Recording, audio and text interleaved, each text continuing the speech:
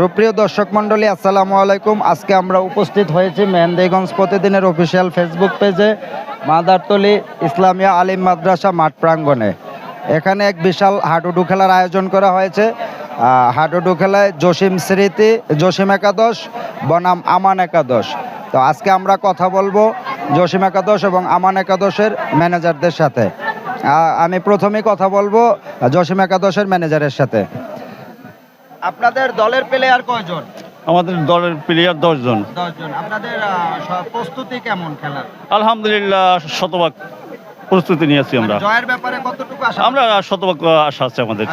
জি। দর্শক, আমরা এখন কথা বলবো আমান একাদশের ম্যানেজারের সাথে। দেখি সে কি বলে।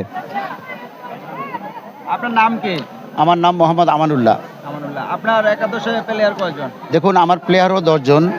আমি মোটামুটি আমার দল মেহেন্দিগঞ্জের আনাচে কানাচে থেকে আমি মোটামুটি ভালো যারা ক্রিকেট তো না, মানে যারা হাডুডু ভালো খেলায় তাদেরকে আমি মোটামুটি নিয়ে আসছি এখানে, যাতে করে একটা সুন্দর সুষ্ঠু এবং সুশৃঙ্খল খেলা উপহার দিতে পারে। দেখুন, ঐতিহ্যবাহী মেহেন্দিগঞ্জের ভিতরে মাদারতলী একটা মানে তাদের ইতিহাস আছে, যে এখানে খেলা মানে শুধু খেলাই না, খেলা যেন একটা ইতিহাস হয়।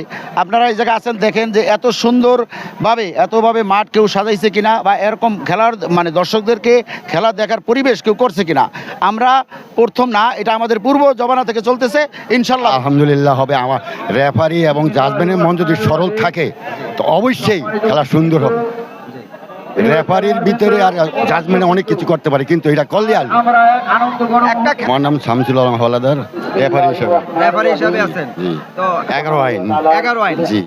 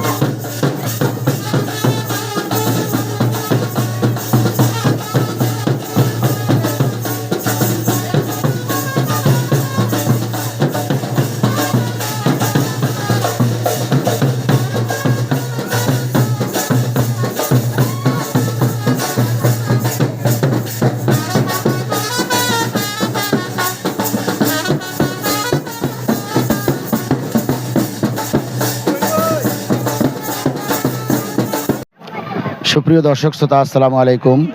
আপনারা অবগত আছেন যে খেলাটা খুব সুন্দরভাবে চলছিল। রেফারি এবং খেলা পরিচালনা দলের কিছু ভুল ডিসিশনের কারণে জনতা উত্তেজিত হয়ে যায়। এমত অবস্থায় আমি খেলা কন্টিনিউ করতে পারি নাই। তো নিয়ম অনুযায়ী যেই দলের প্লেয়ার বেশি থাকবে এবং যেই দলের প্লেয়ার কম থাকবে তারাই জিতা হয়, এটা আমার দৃষ্টিকোণ থেকে। যেহেতু জসিম একাদশের প্লেয়ার বেশি ছিল একজন আর আমার একজন কম ছিল, এজন্য আমি নিজেই স্বইচ্ছায় আমার পরাজয় মেনে নিয়েছি। জসিম একাদশ উইনার হয়েছে আজকের খেলায়, আমান একাদশ রানার্স আপ হয়েছে। আপনাদেরকে অতি দুঃখের সহিত বলতেছি যে আমরা আসলে খেলাটা শেষ পর্যন্ত কন্টিনিউ করতে পারলে আমরা অনেক খুশি হইতাম। যেহেতু স্থানীয় দুইটা টিম, যদিও প্লেয়াররা অনেক দূর দূরান্ত থেকে আসছে, সবাই মানে একদম হায়ারের প্লেয়ার। ঐতিহ্যবাহী মাদারতলী মাঠে এরকম খেলা আগে কোন সময় হয়েছে বলে আমার জানা নাই। যাই হোক, আমরা আমাদের ভুল বলবো না ব্যর্থতা বলবো না পরাজয় বলবো, কোনটা বলবো বুঝতেছি না। আমরা সমস্ত দর্শক শ্রোতার কাছে আমরা ক্ষমা চাই যে আমরা খেলাটা শেষ পর্যন্ত দিতে পারি নাই। আগামীতে যদি খেলা আমরা পরিচালনা করি তাহলে অবশ্যই আমরা চেষ্টা করব স্ট্রং কমিটি এবং জাজমেন্ট দিয়ে খেলা পরিচালনা করে, না হলে এই অবস্থাই হবে। আপনাদের সকলকে ধন্যবাদ। আসসালামু আলাইকুম। আসসালামু আলাইকুম রাহমাতুল্লাহ। প্রিয় দর্শক, আলহামদুলিল্লাহ আল্লাহ পাকের অসীম রহমতে আমরা খুব সুন্দরভাবে আমাদের খেলাটা পরিচালনা করছিলাম। মাঝে কিছু সমস্যা ত্রুটি হওয়ার কারণে যে কোনো কারণবশত আমাদের খেলাটা আমরা পরিত্যক্ত ঘোষণা করছি এবং আমরা দুজনেই বিজয়ী। এই জন্য আল্লাহ দরবারে শুকর আদায় করছি, আলহামদুলিল্লাহ।